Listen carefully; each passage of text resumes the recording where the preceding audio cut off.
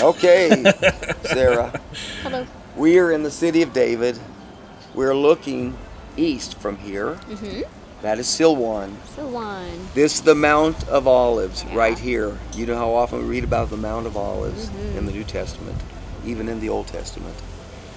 But I want to ask about, could you get into this city if you had to climb? Let's suppose you had to climb the concrete down here, not this restored work where we have steps in effect, but let's suppose the mountain looked more like you see down here, this concrete wall. Very nice and Could slick. you get up that? No, I could not. You could not.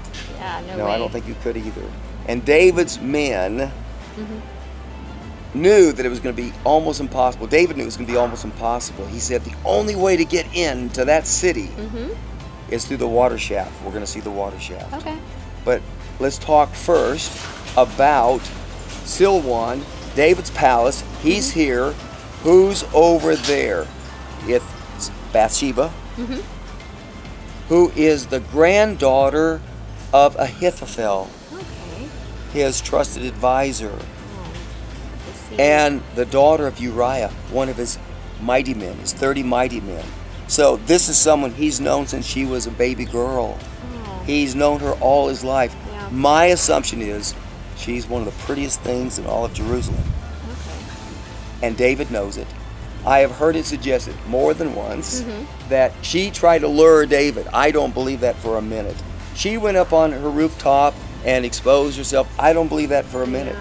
I think from this vantage point, there's no way to do it. It's a long way away. I Very. think he knew where she lived. He saw her going up to bathe. I think she would have been in an enclosure completely hidden from view as she Yeah. bathed. But he knew that meant that her period is over. He knew that her husband was gone. He knew she was beautiful. Yeah. And he had the thought, oh, Bathsheba, gorgeous Bathsheba, and he sent for her. Yeah. And we have the adultery that led to such catastrophe. Definitely. Sin always brings catastrophe. Yes. So let me read just a little bit from 2 Samuel. David and his men are here. This is still a Jebusite city. They don't think there's any way for him to get in. Any way to get in.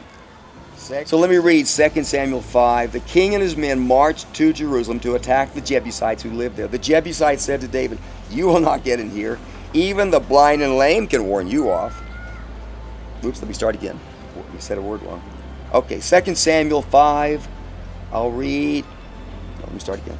2 Samuel 5. The king and his men marched to Jerusalem to attack the Jebusites who lived there. The Jebusites said to David, "You will not get in here. Even the blind and lame can ward you off." They thought, David cannot get in here.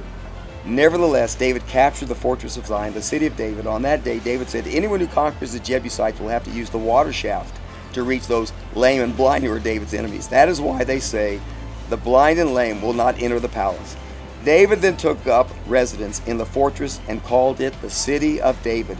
He built up the area around it from the supporting terraces inward, and he became more and more powerful because the Lord God Almighty was with him. A city that was impossible to get into because of the steepness of this hill, and because they had a water source, they didn't have to go outside. Yeah. And so they could withstand attack even from a large army.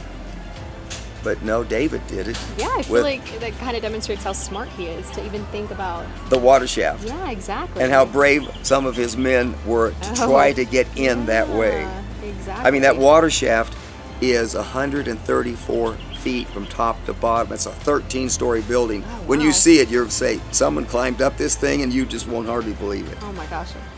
Wow.